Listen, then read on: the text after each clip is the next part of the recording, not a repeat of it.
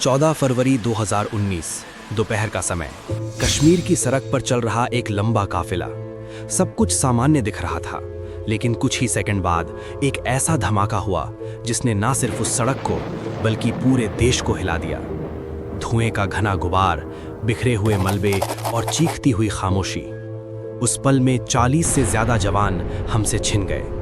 लेकिन असली सवाल वहीं से शुरू होता है, क्या ये सिर्फ एक हमला था या इसके पीछे कोई और गहरी कहानी छिपी थी? कहानी की शुरुआत उस दिन से नहीं होती, बल्कि उससे कई महीने पहले से होती है। घाटी में धीरे धीरे बढ़ती हलचल, कुछ संदिग्ध चेहरे, कुछ अनजान गतिविधियां और खुफिया एजेंसियों तक पहुंचती अधूरी जानकारी। इनपुट थे, चेतावनियां थीं, लेकिन तस्वीर पूरी नहीं थी। जैसे कोई परछाई हो जो दिखती तो है पर पकड़ में नहीं आती। इसी बीच एक नाम सामने आता है, आदिल अहमद डार, पुलवामा का रहने वाला एक युवा। कुछ साल पहले तक उसकी जिंदगी आम थी, परिवार, दोस्त, रोजमर्रा की बातें। लेकिन फिर हालात बदलने लगे। 2016 के बाद घाटी में जो माहौल बना, उसने कई युवाओं को प्रभावित किया। आदिल भी उन्हीं में से एक था। धीरे धीरे वो कट्टरपंथी विचारों की तरफ खिंचता चला गया। सोशल मीडिया, वीडियो और लगातार फैलाया जा रहा प्रचार, इन सब ने मिलकर उसकी सोच को बदल दिया। कहते हैं किसी भी बड़े हमले की शुरुआत बंदूक से नहीं बल्कि दिमाग से होती है, और यही यहाँ भी हुआ। आदिल अब सिर्फ एक युवक नहीं रहा था, वो एक मिशन का हिस्सा बन चुका था। एक ऐसा मिशन जिसे बहुत सावधानी से तैयार किया जा रहा था। महीनों तक तैयारी चली, विस्फोटक जुटाए गए जो कि सामान्य नहीं थे। रिपोर्ट्स के मुताबिक इसमें RDX जैसे हाई ग्रेड एक्सप्लोजिव का इस्तेमाल किया गया। सवाल उठता है, इतनी बड़ी मात्रा में विस्फोटक आया कहां से, कैसे पहुंचा? ये कोई छोटी बात नहीं थी, ये एक नेटवर्क का संकेत था। सिर्फ विस्फोटक ही नहीं, काफिले की जानकारी भी जुटाई जा रही थी। कब गाड़ियां निकलती हैं, किस रूट से जाती हैं, कितनी सुरक्षा होती है, हर छोटी बड़ी बात पर नजर रखी जा रही थी। जैसे कोई शिकारी अपने शिकार को लंबे समय तक देखता है, सही मौके का इंतजार करता है। 14 फरवरी का दिन आम दिनों जैसा ही शुरू हुआ था। CRPF का काफिला जम्मू से श्रीनगर की ओर बढ़ रहा था। करीब 70 से ज्यादा गाड़ियां और सैकड़ों जवान। सुरक्षा के कड़े इंतजाम थे, लेकिन शायद उस दिन कुछ ऐसा हुआ जिसकी उम्मीद किसी को नहीं थी।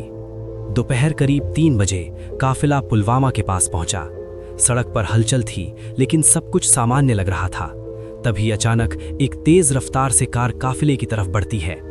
किसी को समझने का मौका नहीं मिलता, और फिर एक भयानक विस्फोट। वो धमाका इतना जोरदार था कि आसपास की जमीन तक हिल गई। बस का एक हिस्सा पूरी तरह तबाह हो गया। धुएं और आग के बीच कुछ भी साफ दिखाई नहीं दे रहा था। उस एक पल ने सब कुछ बदल दिया।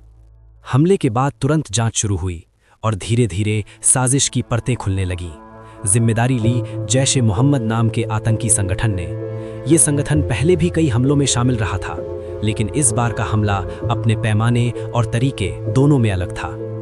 जांच में सामने आया कि आदिल अहमद डार इस हमले का आत्मघाती हमलावर था। उसने विस्फोटकों से भरी गाड़ी को सीधे काफिले की बस में टकरा दिया। लेकिन वो अकेला नहीं था, उसके पीछे एक पूरा नेटवर्क था। लॉजिस्टिक्स, प्लानिंग, ट्रेनिंग, सब कुछ। कहा जाता है कि इस हमले की योजना सीमाओं के पार बनाई गई थी। कुछ रिपोर्ट्स में ये भी सामने आया कि इसमें पाकिस्तान स्थित हैंडलर्स की भूमिका थी। हालांकि हर जानकारी सार्वजनिक नहीं हुई और कुछ बातें आज भी पूरी तरह स्पष्ट नहीं है। हमले के बाद पूरे देश में गुस्सा था, दर्द था और जवाब की मांग थी। और फिर आया वो दिन जब भारत ने प्रतिक्रिया दी। 26 फरवरी 2019 भारतीय वायुसेना ने बालाकोट में एयर स्ट्राइक की। ये कार्रवाई सिर्फ एक जवाब नहीं थी, बल्कि एक संकेत था कि अब आतंक के खिलाफ नीति बदल चुकी है। लेकिन पुलवामा की कहानी सिर्फ बदले की नहीं है, ये सवालों की भी कहानी है। क्या खुफिया इनपुट को बेहतर तरीके से इस्तेमाल किया जा सकता था? क्या सुरक्षा में कहीं चूक हुई, या फिर यह हमला इतना सुनियोजित था कि इसे रोक पाना बेहद मुश्किल था? इन सवालों के जवाब आसान नहीं है, क्योंकि हर जवाब के पीछे एक और सवाल छिपा है, और यही इस कहानी को और रहस्यमय बना देता है। एक और पहलू है जो अक्सर नजरअंदाज हो जाता है, वो है स्थानीय युवाओं का कट्टरपंथ की ओर झुकाव। आदिल की कहानी अकेली नहीं है, ऐसे कई युवा हैं जो अलग अलग कारणों से इस रास्ते पर चले जाते हैं, और यही इस समस्या को और जटिल बना देता है। पुलवामा सिर्फ एक घटना नहीं थी, ये एक चेतावनी थी कि खतरा सिर्फ सीमा के पार नहीं बल्कि अंदर भी पनप सकता है, और इससे लड़ने के लिए सिर्फ हथियार नहीं बल्कि समझ और रणनीति दोनों की जरूरत है।